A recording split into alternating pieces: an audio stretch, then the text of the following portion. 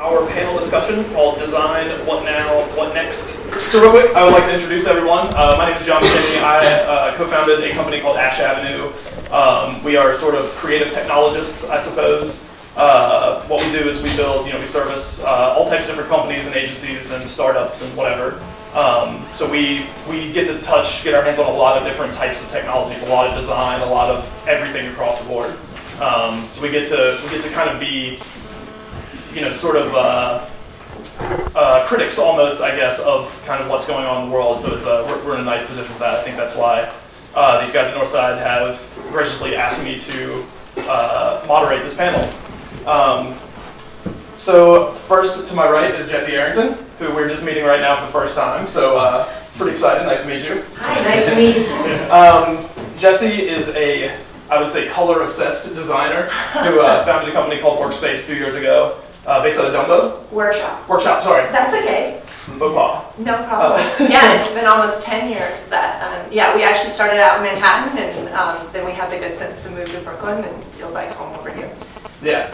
And so you guys do a lot of work with Etsy and UNICEF and companies like that. Yeah, I've seen some of the stuff, but like, what kind of stuff do you actually do? Yeah, so we're in a really interesting space right now where our work has started to transition from my background of branding into this thing called experience design, which I didn't even know was a term until about 2 years ago. But basically, I'm not talking about user experience, I'm talking about an actual physical experience and building out a space for human beings to come to and interact with each other and with some aspect of a brand. So a lot of times that involves helping brands that originate in the online environment transition into what it means to be in the physical world, such as Etsy or TED, for example, was one of the first clients that first pushed us into that realm. And it's really exciting because now I spend just as much time with a drill or, a glue gun and a saw as I do on my keyboard, and I really like that. That's awesome. Matias Corea is one of the co-founders of Behance. Also came from a identity and branding background, graphic designer, who has led the brand identity of all Behance products, including Behance Network, ProSite, 99% Conference, and Action Method, among many other things.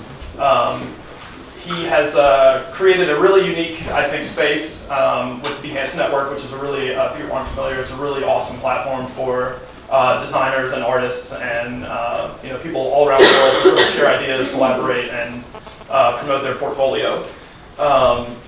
So yeah, Matias, what are you guys working on right now? What's kind of the creative, forefront of your next evolution? I think as a company whose mission is big, but at the same time focused, which is empowering creative careers, we continue to do the same. When you build a platform with millions of users and more millions of visitors, you have to continue to rethink the way every single part works. Right now, with the acquisition from Adobe a year ago, we're trying to also implement the best parts of Behance in tools to kind of, I think what we're doing now is trying to get out of the way of the process and make it easier. And that's a very broad statement, but that's really sums what we are trying to do now. One small change at a time, one implementation at a time, one better API at a time. That's what we're focusing on right now. And I'd say that Behance, instead of a place to share ideas, it's a platform to showcase creative work.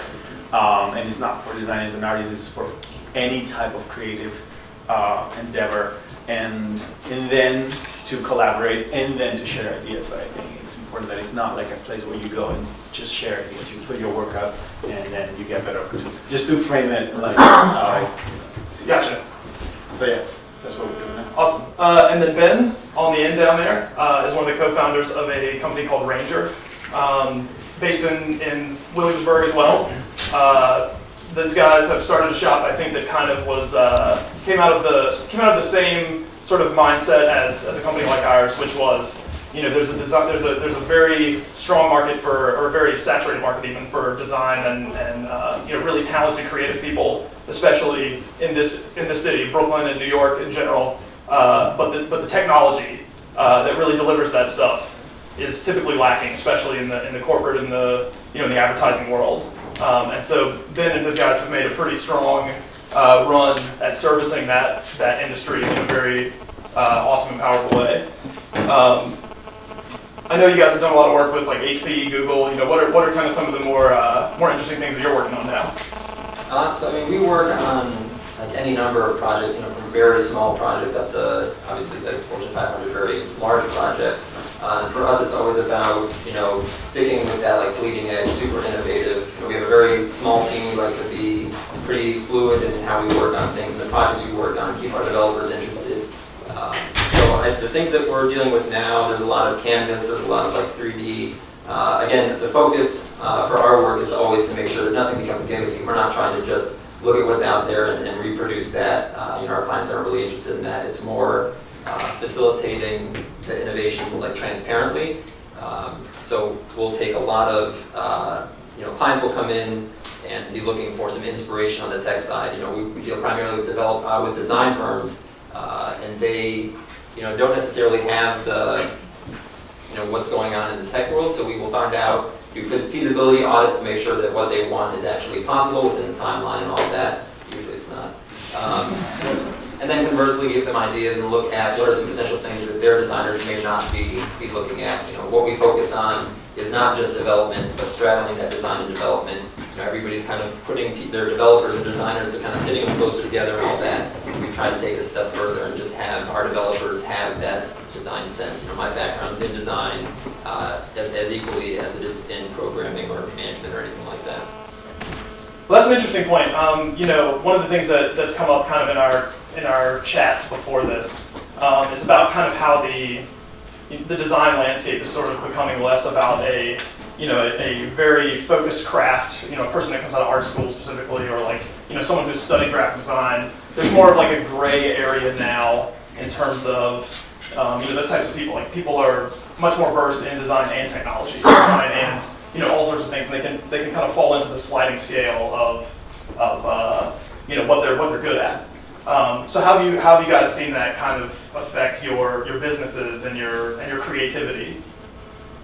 Well, I think that what's interesting about the question to me is that I think there are varying degrees of being versed into technology. For example, I don't code, and that's something that all of my designers and my developers know and use to their advantage. But at the same time, please make fun of me. But at the same time, I made a decision into craft.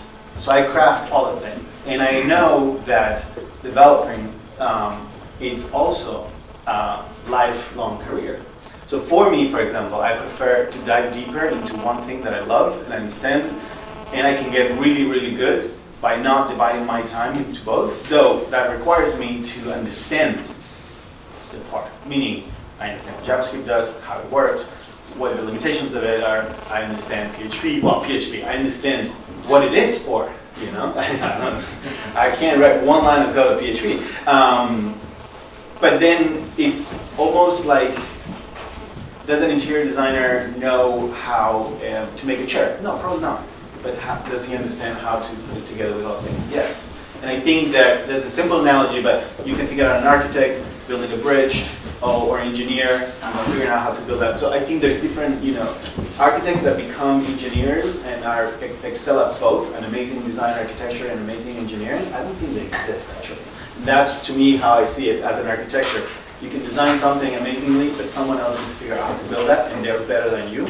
So I prefer to dedicate my time. So yes, we've seen, I think, to kind of sum the question, I think it's important that we are learning more about how technology works, to do better design, better experiences, whether they're physical or interactive. And you can't just be completely oblivious to that technology. But I personally don't think we have to, but that's my. Yeah, I would agree with that. I think there's definitely that gradient, that spectrum of tech to creative, and combining teams, like I said, or having one person or multiple people fill both roles. I think you get into that, is it a jack of all trades, master of none, or do you have that sort of deep dive into one of those spaces? And I think there's drawbacks to each. If you have somebody who's doing creative and tech, that is going to be very expeditious. They're going to be efficient with their time. when they're designing something, they know those limitations, within themselves, and they're going to maybe set themselves up for a better workflow. But at the same time, they might be not going down a certain route. It's like, oh, that's going to be a pain to do. So it's like almost, there's a balance, and it's really hard to find. I think it's project-based, or whatever you're dealing with. There's, 2-week turnaround that's rapid dev, and maybe you just need someone who's going to make the right creative decision while programming. At the same time, I think there's a lot of instances where you just need to have separate teams, always co-locating, being as integrated as possible, but it's not always the case as of right now. Yeah, did you ever hear anybody in the law profession tell you that you should go to law school because you can do so many different things with a law degree? That was my father-in-law anyway. Has tried to recruit all of his nieces and nephews to go to law school and then become whatever it is that they want to become. And I think that that's design now. And I feel so fortunate that I chose to invest myself into an area that allows me to be basically anything that I want to be to a higher level, because I know how to ask the right questions and I know how to solve problems in a way that I wouldn't if I hadn't invested myself into that. And that's not to say that I went to a school that gave me this amazing certificate that then gave that to me. It was more like I chose to invest my life in it. We only have so many hours in our life, in our career. And you get better and better at the thing that you choose to seek. And I went for design not really knowing what I should do in my life, but I'm so glad now that I can use that to apply to the thing that I am most excited about right now, and in 5 or 10 years I can morph and change into something else. I think that makes sense. Like, experience seems to be, obviously one way that you can kind of get to those new places and really, honing your craft and becoming a master. But have you seen the barrier for entry for new types of things, like you said, getting into the workshop, out of the getting away from like Adobe InDesign all day, and then getting into building stuff with tools? Like, how has technology kind of helped? How has sort of the design world in general helped lower that barrier? Yeah, well, I think Matias touched on that in the sense that he doesn't need to know how to do everything because he can surround himself with people who have these different levels of expertise. And I'm really fortunate to be part of a co-working environment called Studio Mates. And so I don't know a lot about what the bleeding edge of technology is right now, but I know that whatever I'm working on, the people who are sitting around me and in the immediate vicinity will help me with that, and they'll see if I'm doing something in an antiquated fashion, and they will help me say, or I ask them, is there a better, more efficient way to be going about this, and they'll help me with that. And so I think, just not to go big on Brooklyn again, but that's kind of what's amazing about being right here, right now, is that we are in such a concentrated area of people with so much expertise and talent. And so I think if whatever this future is that we're living now or we're going to be living soon, like, I'm really excited because I feel like we're already kind of living in it, and this is the hub. This is where it feels like it's happening, and that's why I wouldn't be anywhere else in the world right now. I know Berlin seems kind of cool, but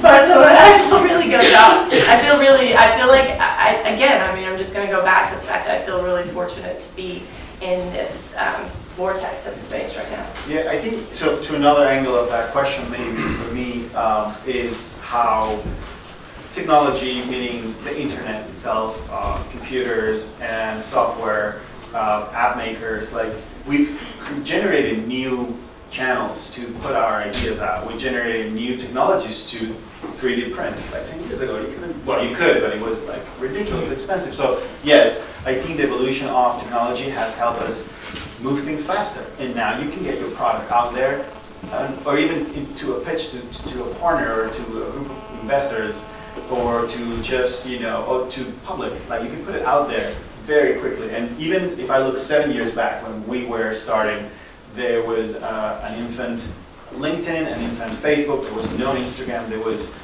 no Twitter, I believe. No Twitter, no Dig. Like, Dig was like 7 people. And I love Dig and everything else out there that allows you to push your stuff out quickly and people to talk about it. So I think that to me is what's interesting, but also we have to choose how we use those tools and which ones are useful. Not everything, works for every single person. How do you see that? Yeah, I mean, I think that's exactly right. I'd say that it's kind of been commodified. You have really like expedient ways to get stuff out to market. There are these one click, you've got a website, one click and you've got this. Very templatized. It can be amazing. You can give everybody a voice, everybody can have whatever they need very quickly. But I think the drawback is with that dichotomy, you lose a lot of that sort of like the engineering level, or like how do you really create, going into like a corporate meeting and they're like, oh, we want to use Squarespace, or what about WordPress? It's like, well, that's blogging software. You're not really, you're kind of beyond that. But it just seems like there's an easy solution to get to where your goal is, seemingly. But in the most instances, that's not the case. I think there's a little bit that's lost. I mean, to use the same sort of analogy of everything's a photographer now. Like every single camera has at least every phone has like 2 cameras on it now. So you have this sort of very specific passion that took years and years to really get down to photography. And now you can kind of just click it, you run it through a few filters, you do all these different things. And now that's been diluted to a certain extent. So it's, what's happening in the creative world is kind of, we have this great new medium of technology, and not just limited to the internet. I mean, I think there's installation things, there's a lot of interactive ways that it all can be utilized. But yeah, I think there's a very definitive split, I think, there between the consumer, just consumption-based media and design that's out there, and the very specific, tailored, potentially more beautiful or elegant solutions that you have to put a little bit more effort into, but have a better yield, or potentially a better yield. And I just want to say something about that, because I think you're totally right, and there is a drawback. To talk about the drawback, I think great creatives, great designs, great executions are not at the tip of your fingertips. That's what I wasn't saying. Like, that's why I think your point is very good. Great photographers are still great photographers, even if we're all taking pictures. And it requires a level that is, you're not a guitar player because you have a guitar at home, you play, the Beatles. There's guitar players. And that difference is hours of practice and study, and in that case, and talent. And I think that no one can buy, and it's not at your fingertips, and you can't get it on Squarespace. But so that's the 2 things. I think we need to divide. It's great that we're getting it out there, but you still need, an intelligent designer that understands experienced human beings, that understands technology. So just to put the 2 things, it's beautiful that it's there, but you still, require some level. So you don't sort of see that design as a service thing that's emerging, like with companies like Squarespace being any sort of like a threat to, the greater. No, and I mean the good thing is that Squarespace. And I think it's interesting that we talk about details. Like Squarespace did create almost like a new genre, or a new need. But then you think about, would you actually go to a website called logomaker.com and put your stuff and make a logo out of it, or you have a human being ask you questions about where you want to go? So in that space, I think Squarespace is doing something right, and it's not a threat. Other people's are threats to them because they're doing something that wasn't existing before. But as a designer, typography cannot be made by a computer. I hope no one plays this clip in 20 years and says, you got that wrong. Oh man, the future. Always hunting you.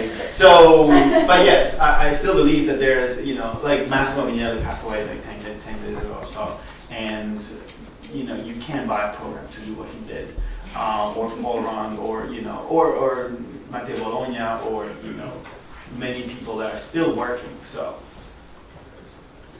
Cool. Well, yes. Robots are not the future. Singularity. So I guess to kind of get into the more entrepreneurial side of things, at what point did you guys kind of see, you talk about knowing the right people and kind of that social network, or sourcing the right people and bringing them into your environment to make your work better. At what point did you kind of decide, and how did that decision process go to say, okay, now it's time to start a business, it's time to turn this into a real thing, and make that, sort of take your vision and your goals and turn it into something that's much bigger than you yourself? When I started my business, it wasn't about anything bigger than myself. It was about paying the bills in a way that didn't turn my stomach. It was about being able to work with people that I liked. That was as simple as it was. It was like my friends and I wanted to, we had this crazy idea that we could control the types of work that we would be able to do, which we weren't able to do from the get-go, but what we could control was how we spent our day on a daily basis. So that was really the major reason behind starting a business. But now I would say there's no other way that I could live my life other than being I feel like I'm the master of my own destiny in that sense. And it took a really long time for me to get to the place where I could start getting the projects that I'm excited by and that I want to do, and that we have contracts on the table that I'm really just like I said, it's been almost 10 years, and it's been a lot of hard work, but a lot of invaluable experiences. So I mean, I could talk. I don't want to go on and on. I could talk about the entrepreneurship angle for forever and ever, but I will say that one thing I think that has really changed, and we'll see how this continues to change in the next couple of years, is the idea that designer is entrepreneur, and that there's really not much distinction between that. I helped to produce a conference called Brooklyn Beta, and it's going to be in its 5th and final year this October. And people have said, why is Brooklyn Beta ending? It's so successful. We sell out tickets immediately. There's obviously a desire for this conference. Why are you ending it? And it's really because the way it started 5 years ago with the two founders, Chris and Cameron, was that they had designer friends and developer friends, and they wanted to basically give them the permission to be in charge of their own businesses or projects or ideas. They didn't need to wait to get hired to build something, to create something.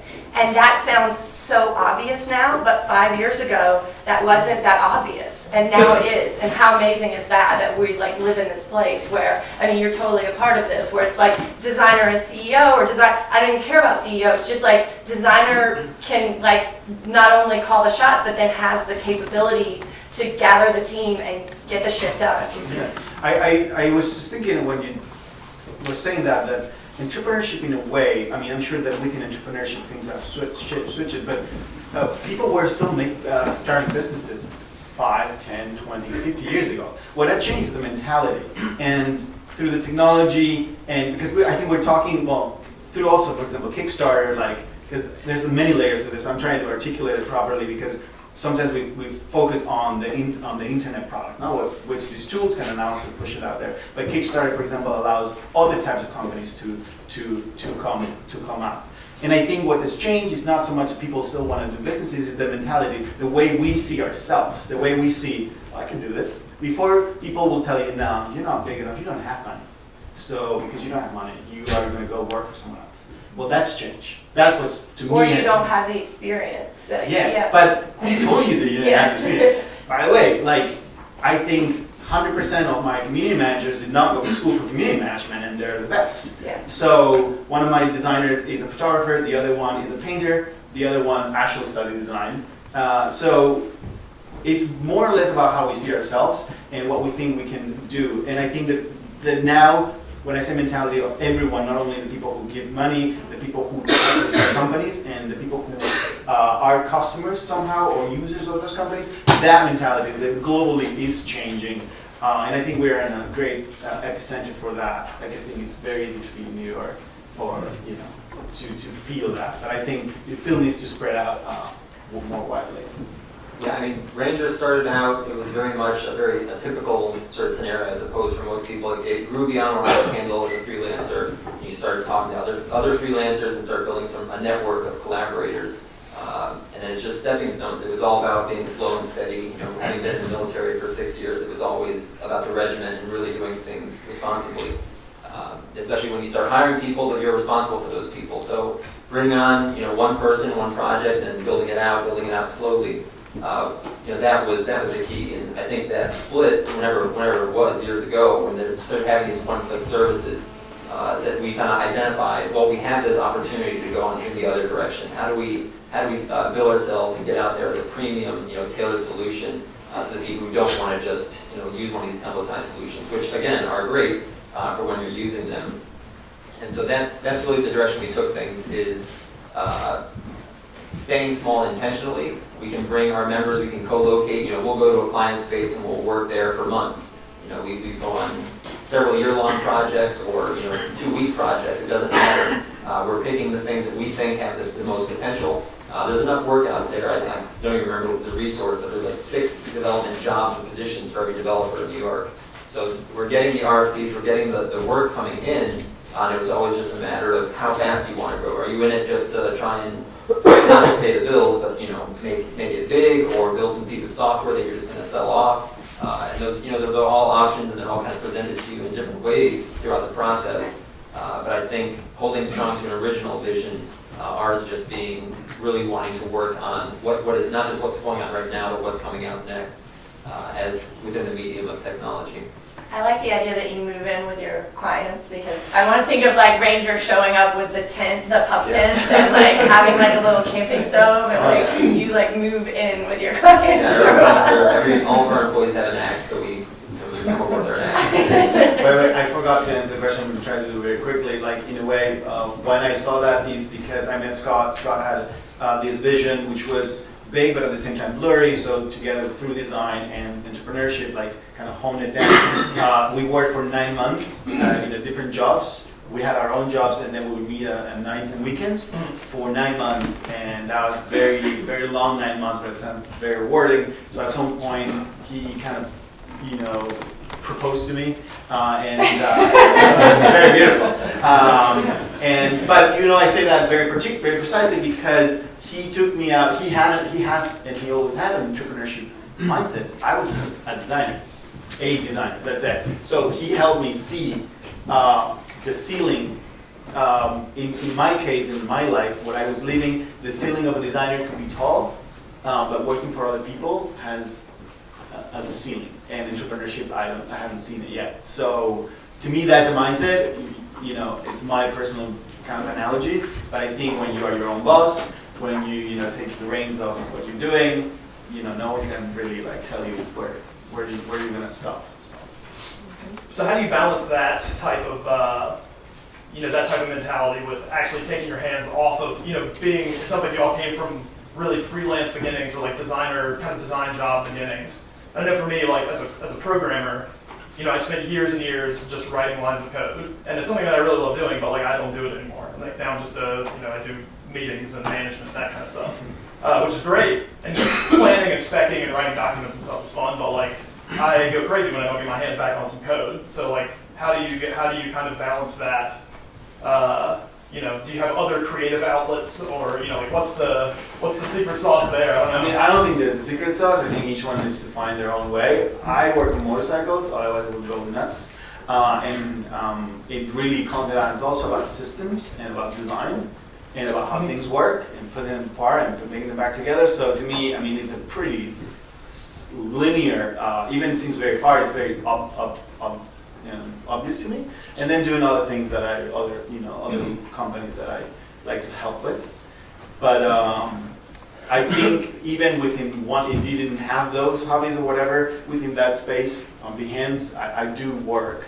Now, for example, I have amazing designers on the interaction design, which I used to do by myself and with another person. Now they do that, and they're amazing, and they're leading. And then I am more focused on the brand and the print, which is basically to bring it back to where I started. So to me, that's how I balance it out: motorcycles and print design, and then I do the emails, which are not so much fun, but Time for nothing. I know. People always say that. What do you do? Find the time. But yeah, what do you do when you're not doing this? And I'm like, what? And I don't think that exists. I don't think it has to even be. Mine's by choice. I remember I did every piece of what I do now. I focused on for probably 5, 6, 7 years. So I did programming for quite a long time, and then my degree was in design, so I shifted over to that. Getting into the more corporate or real world of design when you're making money doing it, it was very subjective and it's hard. when you really believe in something and then somebody's like, oh, well, let's just tweak this and do that, and it's just like, oh, I don't want to go back. So shift it back into development, and then it's like when it's done, it's done. You know, if it works, you know, that's exactly what it needs to be, and that was reassuring. And then kind of, there's never a point of mastery. Shifted into management, you know, with when you start hiring people, moving over to companies and being like a CTO for hire for, you know, about a year and getting those experiences. But it's, yeah, I don't think that, I mean, when I talk to some of the developers or designers at the office, sometimes they say, like, I'll come into the office on the weekend to pick up some mail or just to hang out and do a little bit of work. And there's people there, you know, they're there and they're doing things. It's like, oh, you don't need to go out, do this, go do that. And they're like, no, this is, I want to be doing this. They just like get so motivated by things. And it's that passion that you really need for this, at least for the level that we're at. And I can definitely relate. I mean, it was maybe 10 years ago or something like that when I was deep into the programming side of things. And it would just be, I'd wake up at like 11 a.m., work until 5 a.m., you know, just constantly. And I loved it. If I weren't doing it, I wouldn't know what I would be doing. And I think that's a great quality. It's also a bad quality to have, but at times. But as long as you don't get burnt out on it.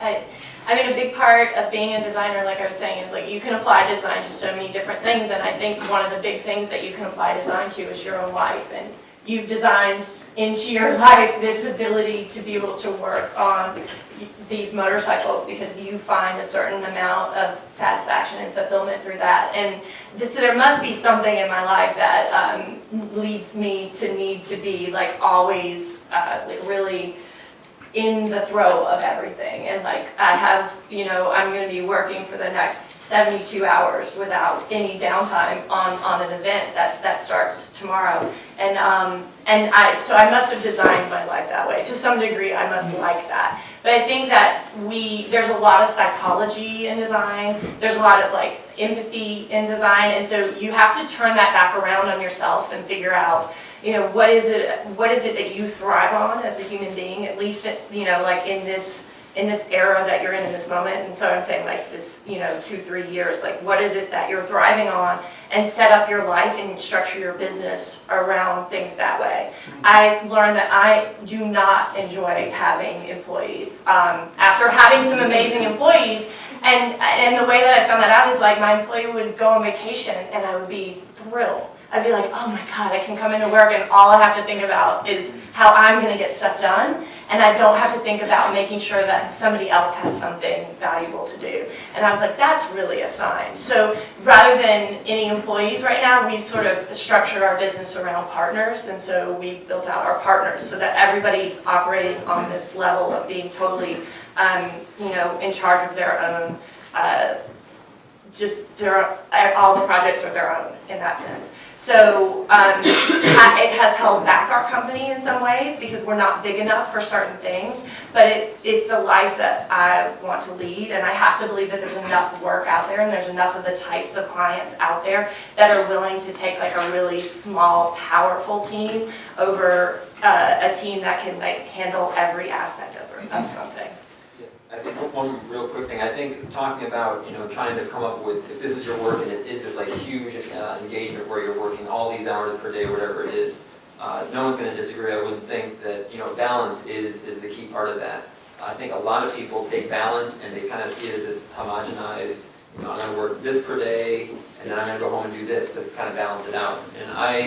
And maybe that works for a lot of people. I personally don't mind. I enjoy like a really intense sprint. You know, you work nonstop for a week, maybe a month, maybe a year, and then you take maybe a week, maybe a month, maybe a year off.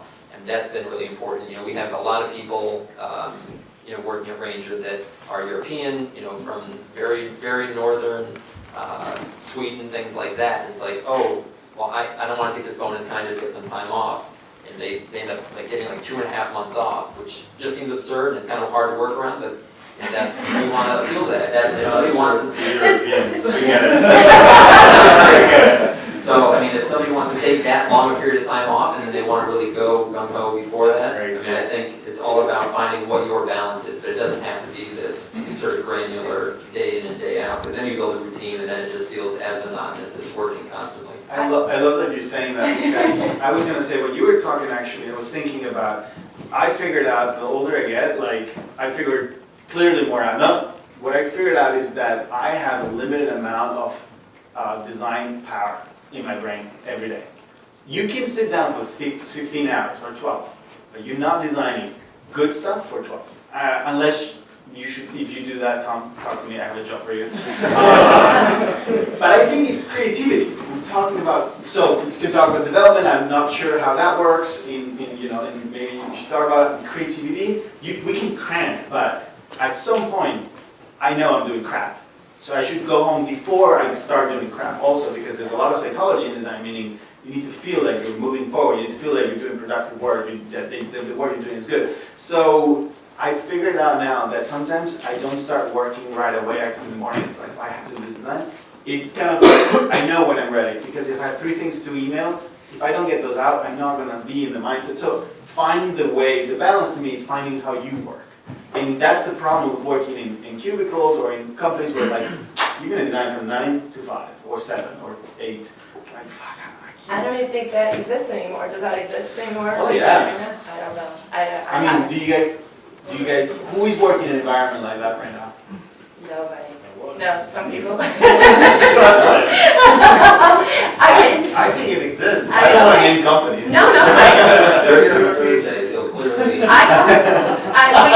we call it like cameling. It's like, because it's like you, like in the sense that when we have downtime, we sleep as much as we can, we eat as much as we can, we enjoy life, we go and hang out with our friends when we can, because when we can't, we absolutely can't. I think a certain amount of that is like, there's a physical side to what we're building now with the production. So I'm not designing all of those hours, but I'm working all of those hours. And so maybe for me, it's like you're building motorcycles. I'm actually like physically moving and loading and unloading trucks. So there's like being able to use that aspect of my capability has become important to me. Awesome. I think The example of that, by the way, is advertising. Like when you have to cram like a pitch and you have to do it in 2 weeks. Like, how can you just say that you're gonna come up with an idea in 2 weeks? Maybe you don't, and that's why advertising is the way it is today. It's not the future of design. It's not the future. I mean, I think that's that's a good point, because 50 years ago, big companies, big brands and stuff would never go to, like you said, the small Brooklyn shops that are the powerhouses, who are the real innovators and the real strong thinkers that are, just have this ability to deliver the same way that, a 500 person agency might, or a 5,000 person agency might. So it's a, it's a really interesting thing to see that kind of take shape, and I think that's, thanks in part a lot to, kind of like work like Behance is doing, for example, where somebody could just say, here's what I do, and it's just as good as $1 or $1 billion, huge agency.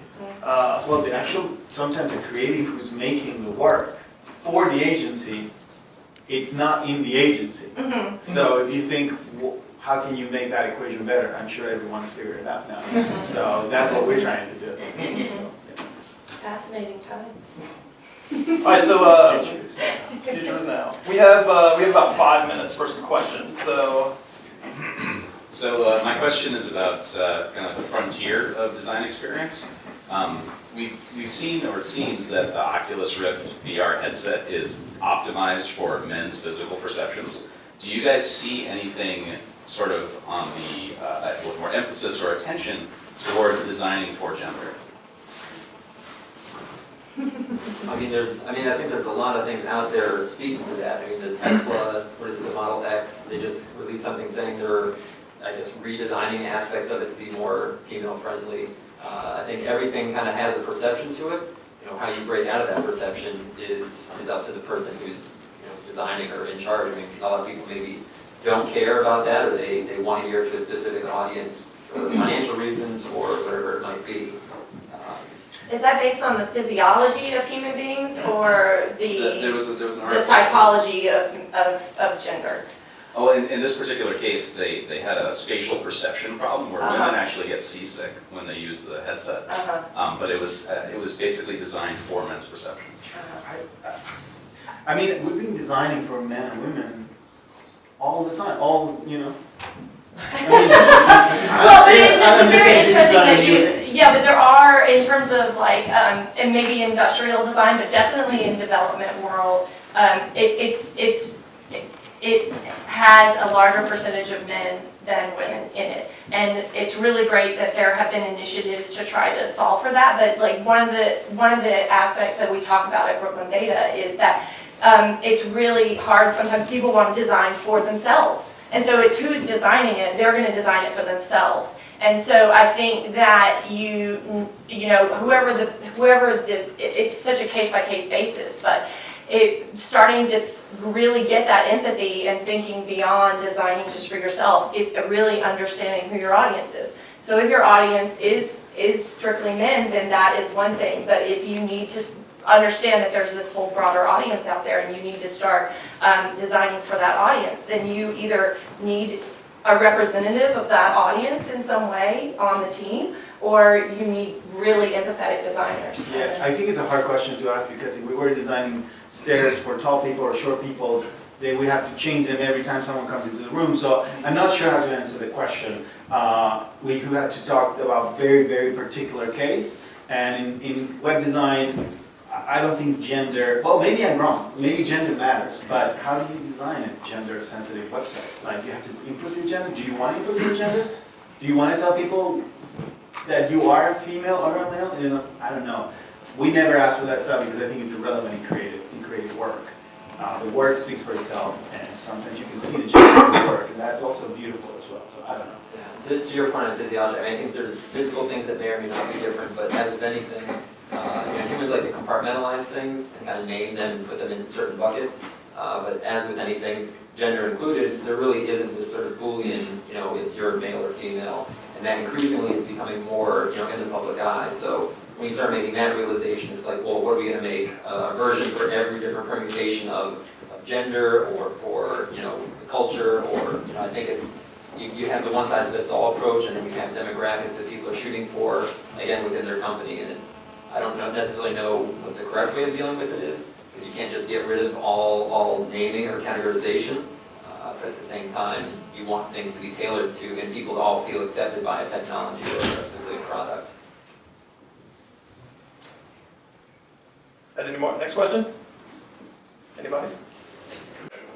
I was wondering whether that has an impact on, or whether you think there's a future in crowdsourced design. I am very strong opinion about that. Crowdsourced as well, because this is like, so crowdsourced design, to me, when you put a brief out there and you say, we will pay $99 or $100 or $1,000 for this logo, and then you get 1,500 designers to spend 10 hours, which is very little better for a logo.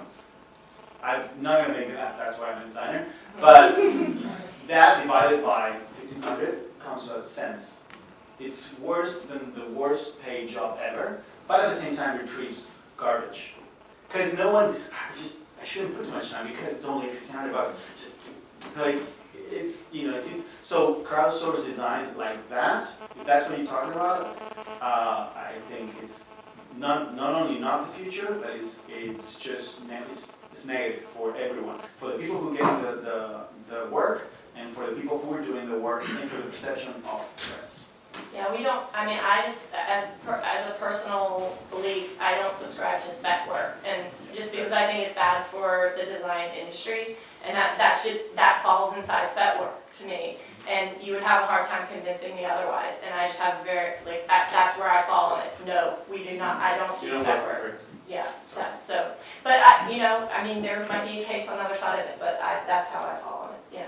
Yeah, I think the contrast for me would be the crowdsourcing of technology, and I think that's a huge benefit. You put out, we work on software, we've been working on a piece of software for 7 years, and it goes public, and then suddenly everybody can contribute to that. They have equal say, or not necessarily equal say, but equal contribution power to that work, which evens it out. You don't just have this one vision.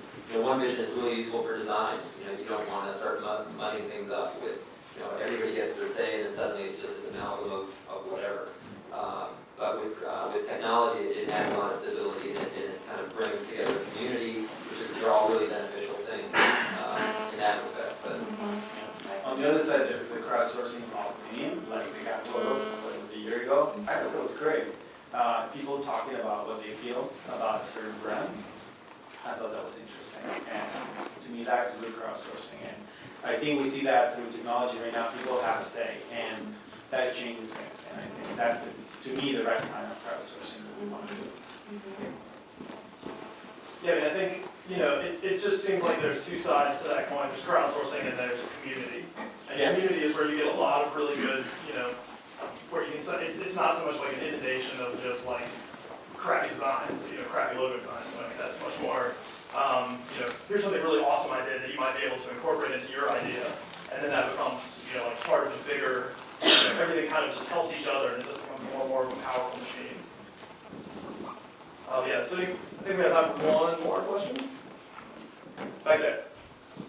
So you spoke about the point where your mindset really changed when you shifted from being a designer to an entrepreneur. Yeah. Sorry, it's just the line. I was wondering, do you percolate that throughout your organization? Like trying to push your designers to become entrepreneurs? Is there any risk to that? Like going on online work? I think the people who are there have an innate nature or interest in leading. But it's like you can't give them a job and then not take the job and go do their own thing. So like they're working there, so maybe they do have, and I'm not saying, guys, come on, next month you gotta go and do your own thing. I'm not saying that, but I would never be upset or I would actually hook them up with other people if they needed to say, Matias, I really want to do this thing. Say, I'm going to connect you with this person. I'm never going to put them down. It's quite the opposite. So do I every morning remind them that they can have their own company? No. But that doesn't mean I talk about it. Like, it's a very complicated question in that sense. Like, but if they didn't have this drive as leaders, and leading in what sense? Leading in the sense that they want to make things. They just want to be creating. That's, to me, it's a different type of entrepreneurship within a organization. And I think that's the right mindset, and I've definitely, in my career, experienced the opposite mindset, and even relatively recently seen the opposite mindset, where if you have an employee and you care about them and you want the best for them, and the best for them is no longer to be working under you, you have to be supportive of that. You can't be a hypocrite about that. So that's something that we all need to get on board with if we can. I agree. We have people that are very entrepreneurial within our company, and you don't want them to leave, but at the same time you want what's best for them. And I think that it's easy to kind of push them, in the best direction possible for them. And I don't really see any issue with that. But again, the design market is saturated. It can be difficult to get that sort of build a name for yourself and do all that. And you really want to hold on to your clients and your work.